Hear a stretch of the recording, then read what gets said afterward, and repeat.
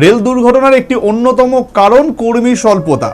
এ রাজ্যেও রয়েছে রেলের কর্মী সংকট। আজ আগরতলার রেলের কর্মী সংকটের বেহাল ছবি ধরা পড়ল আমাদের ময়নাতদন্তে।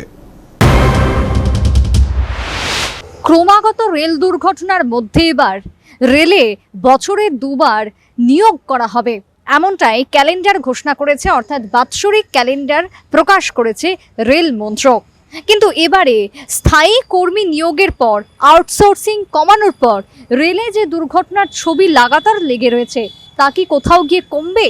এই প্রশ্নের উত্তর খুঁজছে নিউজ ভ্যানগার্ড। তবে এবারে তথ্য কি বলছে, কোন দিকে নিয়োগ করলে দুর্ঘটনার হাত থেকে রেহাই পাবে সাধারণ যাত্রীরা, তার উত্তর খুঁজতেই আরও একবার ময়দানে নেমেছে নিউজ ভ্যানগার্ড।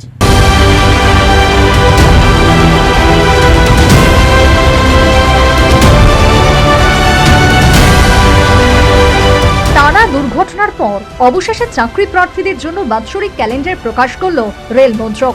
বছরে দুবার নিয়োগের কথা বলা হয়েছে এই বাৎসরিক ক্যালেন্ডারে। সংসদে এই ঘোষণা করেছেন কেন্দ্রীয় রেলমন্ত্রী অশ্বিনী বৈষ্ণব। কিন্তু তার এই যুক্তি কতটা বাস্তব, প্রশ্ন উঠছে রেলের বিভিন্ন কর্মচারী সংগঠনের মধ্যে। রেলের আউটসোর্সিং কমাতে কি পদক্ষেপ গ্রহণ করা হবে তা নিয়ে অবশ্য বিবৃতি দেয়নি রেলমন্ত্রী।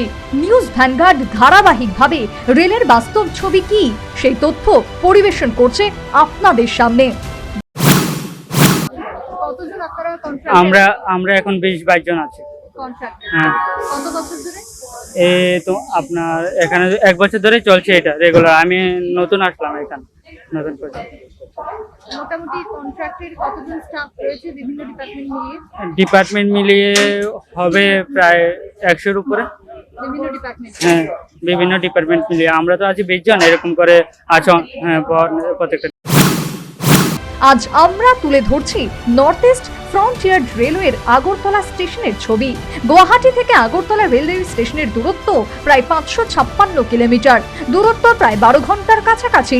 এরই মধ্যে বড় রেল স্টেশন ধর্মনগর, লামডিং, বদরপুর, হাফলং, শিলচর ও গুয়াহাটি।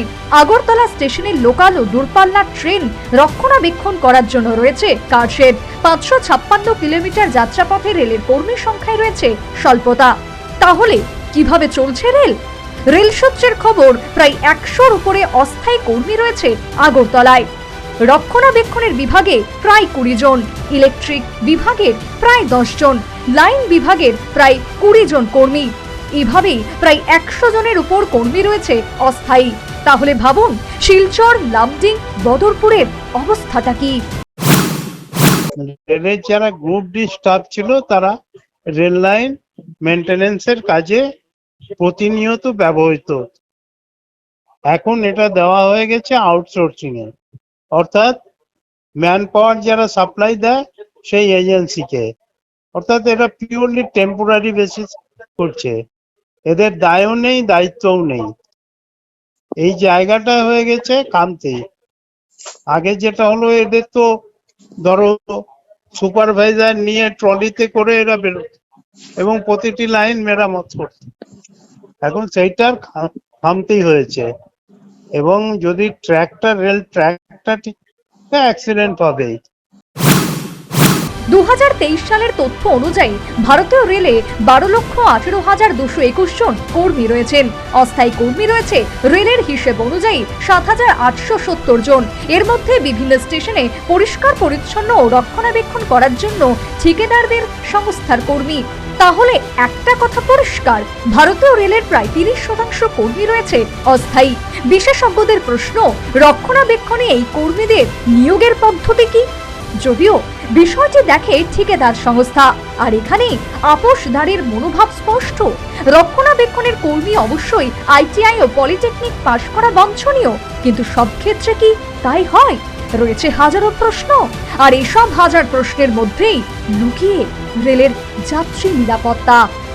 2023 থেকে 2024, 2023-এর 2রা জানুয়ারি থেকে 2024-এর জুলাই মাস পর্যন্ত 22টা রেল দুর্ঘটনা ঘটেছে, যে ছবি রীতিমতো আতঙ্কের।